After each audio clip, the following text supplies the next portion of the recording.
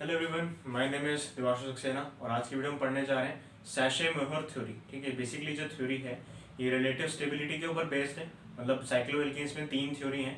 ठीक है, वो तीनों रिलेटिव स्टेबिलिटी के ऊपर बेस्ड है। सबसे पहले थी हमारी बेयर्स की स्ट्रेन थ्योरी, उस पर मैं वीडियो ऑलरेडी बना चुका हूँ। और मोस्ट इंपॉर्टेंट थिंग ये है कि इसको समझने से पहले आपको बेयर्स की स्ट्रेन थ्योरी आपको पता होनी चाहिए। ठीक है, अगर वो आपको समझ में नहीं आई है तो ये भी थ्योरी समझ में नहीं आएगी। तो इट्स बेटर कि आप वो पहले थ्योरी देखें, उसको अच्छे से समझें, तब हम इसकी बात करेंगे। तो आज का लेक्चर जो है वो है सैशे-मोहर थ्योरी। तो उससे पहले मैं कुछ बेयर्स की स्ट्रेन थ्योरी में जो पोस्टुलेट्स थे उनके वो मैं रिकॉल करता हूँ। बेयर्स ने कहा था, बेयर्स की जो थ्योरी थी उन्होंने कहा था कि जो स्टेबिलिटी होती है वो किसके ऊपर बेस्ड होती है? एंगल स्ट्रेन पे। ठीक है, और एंगल स्ट्रेन जितना ज्यादा होगा उतना ही कम स्टेबिलिटी होगी ऑफ एनी साइक्लोएल्केन। ठीक, ये पता है। दूसरी चीज कि उन्होंने बोला था कि सारे जो हमारे साइक्लोएल्केन्स होंगे वो प्लेनर होंगे। क्या होंगे? प्लेनर। प्लेनर मतलब एक ही प्लेन पे उनका स्ट्रक्चर बनेगा।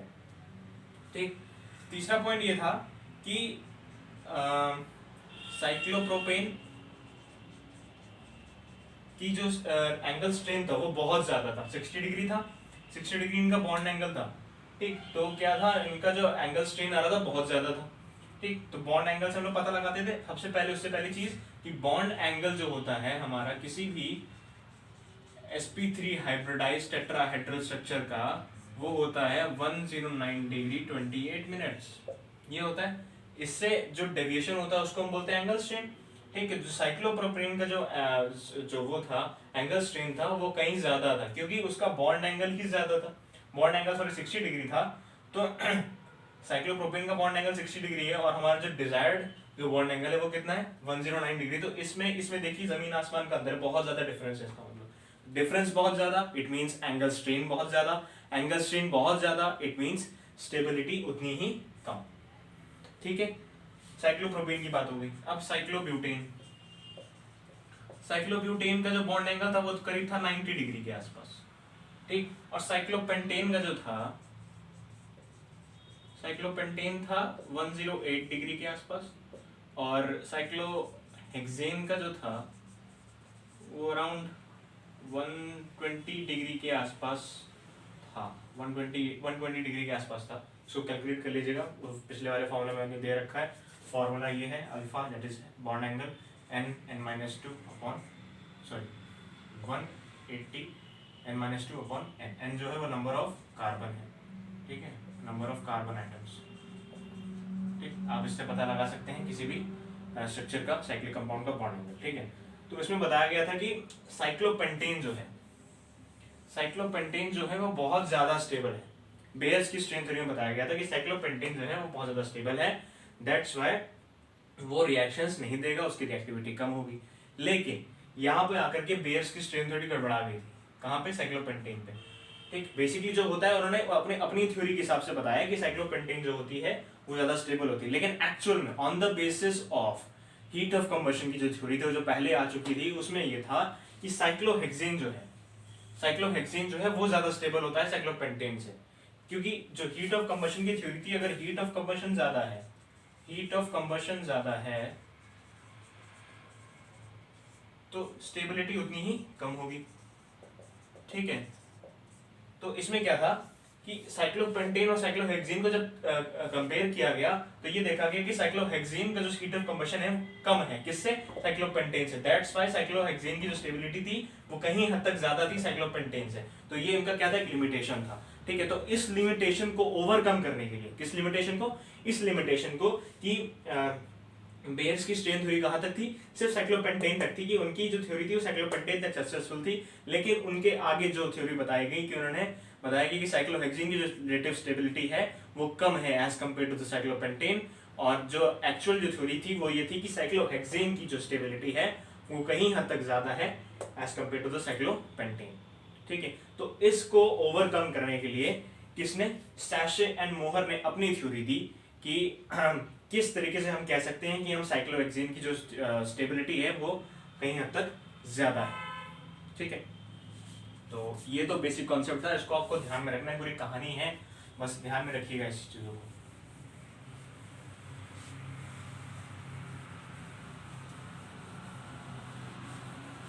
तो सैशे मोहर ने पहले तो बताया कि हम जरूरी नहीं है कि साइक्लो एल्केन्स के स्ट्रक्चर को प्लेनर में दें। इन्होंने क्या किया, नॉन प्लेनर दिया, नॉन प्लेनर स्ट्रक्चर्स दिए।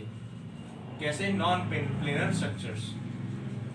नॉन प्लेनर स्ट्रक्चर्स क्या होता है, मतलब एक प्लेन के एक जो उसका एंगल, मान लीजिए ये कोई प्लेन है तो उसके कुछ एटम जो है ऊपर होंगे, कुछ एलिमेंट्स नीचे होंगे, जैसे कि कार्बन ऊपर हो गया, हाइड्रोजन नीचे हो गया, ठीक है, हाइड्रोजन ऊपर हो गया तो कार्बन नीचे हो गया, ऐसे करके, मतलब नॉन प्लेनर, ठीक है। तो नॉन प्लेनर स्ट्रक्चर्स होंगे, ठीक। और उन्होंने कहा कि अगर हम साइक्लोहेक्सेन जैसे स्ट्रक्चर्स को अगर पकड़ फॉर्म में ले आते हैं, कैसे, पकड़ फॉर्म में, तो उनकी स्टेबिलिटी क्या होगी, बढ़ जाएगी, उनकी स्टेबिलिटी बढ़ जाएगी, इंक्रीज हो जाएगी। अब पकड़ मतलब क्या होता है, पकड़ मतलब होता है रिंकल हो जाना, यानी कि सिकुड़ जाना, क्या हो जाना, रिंकल्ड, ठीक है, रिंकल्ड हो जाना, रिंकल्ड यानी कि सिकुड़ जाना। तो मतलब अगर मैं प्रैक्टिकली वो एग्जांपल दूं तो मान के चलिए, अगर आपको बहुत ज्यादा ठंड लग रही है, ठीक है, आप बिस्तर पे लेटे हैं, बहुत ज्यादा ठंड लग रही है, तो आप क्या करते हैं कि पैर और टांग को अपने आसपास में ऐसे कर लेते हैं ना, मतलब बहुत ज्यादा चिपका लेते हैं, पैर को ऊपर ले आते हैं और हाथ को अपने पास रखते हैं, तो क्या करते हैं, सिकुड़ जाते हैं, मतलब रिंकल्ड हो जाते हैं ना। आपने मतलब जो पैर है वो अपने पास में रख लिए, तो वो आपको लगता है कि हाँ थोड़ी थोड़ी गर्मी आनी शुरू हो गई है, हम स्टेबल पोजिशन पे आ रहे हैं, ठीक है। एक चीज तो वो हो गई। तो यही चीज थी कि पहली चीज उन्होंने बताया कि साइक्लोहेक्सेन को अगर हम पकड़ फॉर्म में लिख देते हैं तो उनकी स्टेबिलिटी क्या हो जाएगी, बढ़ जाएगी, क्या हो जाएगी, बढ़ जाएगी, स्टेबिलिटी पकड़ फॉर्म में बढ़ जाएगी। पकड़ फॉर्म में उन्होंने दो वहां पे स्ट्रक्चर्स बनाए, कौन से, एक chair form and board form, ठीक। उन्होंने क्या किया, पकड़ फॉर्म बताया, पकड़ फॉर्म में उन्होंने दो स्ट्रक्चर्स बताए, कैसे, चेयर फॉर्म का और एक बोर्ड फॉर्म का। इससे क्या होगा कि जो नॉर्मल बॉन्ड एंगल होता है, क्या होता है, जो नॉर्मल बॉन्ड एंगल होता है वो क्या होता है, 109 डिग्री 28 मिनट। अगर हम साइक्लोहेक्सेन के स्ट्रक्चर को पकड़ फॉर्म में ले आए, यानी कि सिकुड़ के दे दे, उसको इन नॉन प्लेनर कंडीशंस में ले आए, तो उसकी जो बॉन्ड एंगल होगी वो करीब करीब इसी को अटेन कर लेगी, sp3 हाइब्रिडाइज्ड जो होते हैं इसी को अटेन कर लेगी, और उसमें का जो बॉन्ड एंगल जो स्ट्रेन होगा वो बहुत ज्यादा कम होगा, ठीक है। तो वो क्या हो जाएंगी, स्ट्रेनलेस रिंग्स हो जाएंगी, क्या हो जाएंगी, स्ट्रेनलेस रिंग्स। वहां पे क्या होगा कि जो उसको हम पकड़ फॉर्म में कर देते हैं, सिकुड़ के रख देते हैं, तो क्या होगा कि उसकी जो बॉन्ड एंगल होगा वो किसको अटेन कर लेगी, जो हमारा डिजायर्ड है वो क्या होता है 109 डिग्री 28 मिनट्स, इसको एक्वायर कर लेगी। तो क्या होगा कि उसमें कोई भी एंगल स्ट्रेन नहीं होगा और उसकी स्टेबिलिटी फिक्स रहेगी और हाई रहेगी, ठीक है। उन्होंने ये बताया। तो अब चेयर फॉर्म और बोर्ड फॉर्म ये समझ में आया कि sp3 हाइब्रिडाइजेशन में कैसे आ जाएगी, जब उसको हम पकड़ फॉर्म में रख देंगे, ठीक है, मैं स्ट्रक्चर्स यहाँ पे बना दूंगा पकड़ फॉर्म में, तब उनका क्या होगा, जो बॉन्ड एंगल होगा 109 डिग्री 28 मिनट्स को अटेन कर लेगा। दैट्स व्हाई उनको हम स्ट्रेनलेस रिंग्स बोलते हैं, और उनकी स्टेबिलिटी जो होगी वो इंक्रीज कर जाएगी, ठीक है। तो अगर मैं चेयर फॉर्म की बात करूं, ठीक है, चेयर फॉर्म में क्या होगा, एक लाइन आप ऐसे खींचेंगे, एक लाइन आप ऐसे खींचेंगे, ठीक है, पैरेलल होनी चाहिए, एक लाइन ऐसे, एक लाइन नीचे। अब क्या करेंगे, एक पॉइंट इधर, इसको यहाँ जोड़ देंगे, एक पॉइंट ऊपर की तरफ और इसको यहाँ जोड़ देंगे। ये हमारा क्या है, चेयर फॉर्म है। क्या है, चेयर फॉर्म, इसका साइक्लोहेक्सेन का, ठीक। ये होती है 1 2 3 4 5 और 6, यहाँ से ऐसे नंबरिंग होती है, ठीक। ये तो थी हमारी चेयर फॉर्म। अब बोर्ड फॉर्म देखो,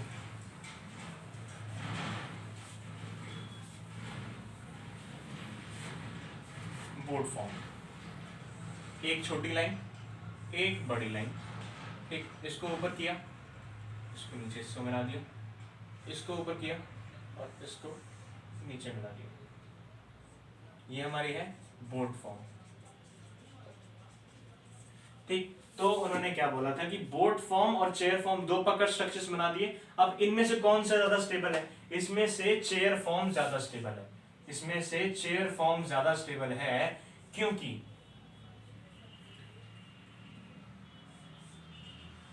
चेयर फॉर्म ज्यादा स्टेबल है, क्योंकि क्या होगा कि इनके जो चेयर फॉर्म है ये क्या स्टैगर्ड अटेन कर लेगी, स्टैगर्ड फॉर्म अटेन कर लेगी। स्टैगर्ड मतलब क्या होता है कि इनके जो एटम्स हैं वो इक्वली स्पेस पे डिस्ट्रीब्यूट होंगे, क्या होंगे इक्वली स्पेस पे, इक्वल डिस्टेंस पे, ठीक है। वहीं बोर्ड फॉर्म में क्या होगा कि कहीं ऊपर बहुत कम स्पेस में अटेन हो जाएंगे, कोई बहुत ज्यादा स्पेस में अटेन होगा, तो क्या होगा यहाँ पे एक स्टेरिक हिंड्रेंस आ जाएगा, स्टेरिक हिंड्रेंस आ जाएगा, एक हाई अमाउंट ऑफ एनर्जी यहाँ पे प्रोड्यूस होने लगेगी, high amount of energy produce होने लगेगी।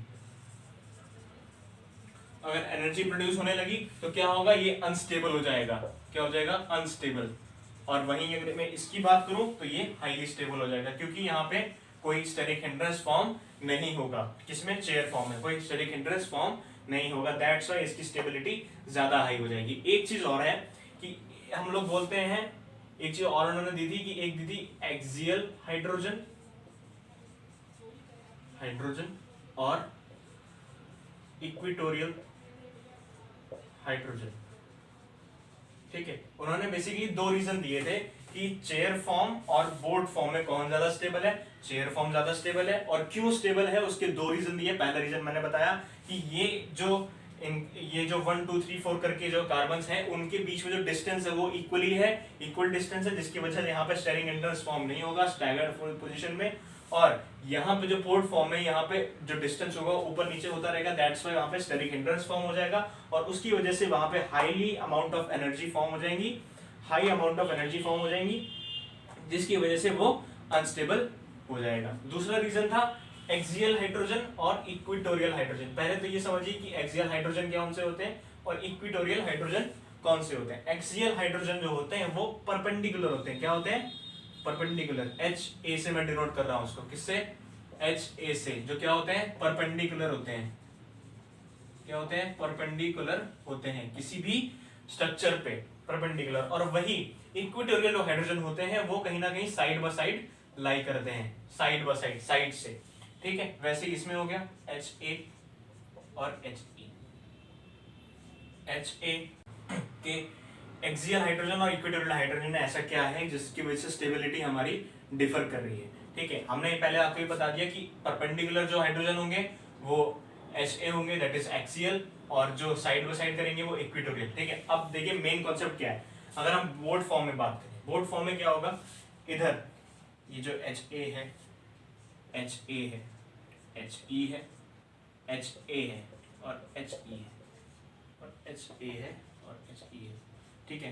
तो क्या होगा कि इसके बीच में ये जो एक्सियल्स हमारे हाइड्रोजन हैं, एक्सियल हाइड्रोजन, इनके बीच में जो डिस्टेंस होगी वो कम है, डिस्टेंस जो है वो कम है, लो डिस्टेंस, ठीक है। जिस वजह से क्या होगा वहां पे एनर्जी बहुत ज्यादा प्रोड्यूस होगी, दैट्स व्हाई फिर से ये क्या हो जाएगा अनस्टेबल हो जाएगा, ठीक है। ऐसे स्ट्रक्चर में तो लग रहा है बहुत दूर है, लेकिन आप इसको जब हम ट्विस्ट फॉर्म में करते हैं, बुक में होगा उस जिसको देख लीजिएगा, वो यहाँ पे बनाना पॉसिबल नहीं था, बहुत हार्ड था, तो मैंने इसमें बता रहा हूँ कि जो HA है हमारा, जो ये जो HA है, जो एक्सियल जो है हमारा हाइड्रोजन, वो बोर्ड फॉर्म में इतने पास होंगे जिसकी वजह से वहां पे जो एनर्जी है वो एनर्जी बहुत ज्यादा हो जाएगी, दैट्स व्हाई वहां पे अनस्टेबिलिटी फॉर्म हो जाएगी, किसमें बोर्ड फॉर्म में, ठीक है। तो यही हमारे दो डिफरेंस थे जिसकी वजह से हम स्टेबिलिटी बता सकते हैं ऑफ साइक्लोहेक्सेन, ठीक है। किसमें क्या था, चेयर फॉर्म ज्यादा स्टेबल है as compare to the board form, और ये बताया गया कि यहाँ पे हम अगर किसी साइक्लोपेंटेन को अगर हम उसके पकड़ फॉर्म में इसको रख देते हैं तो उसकी स्टेबिलिटी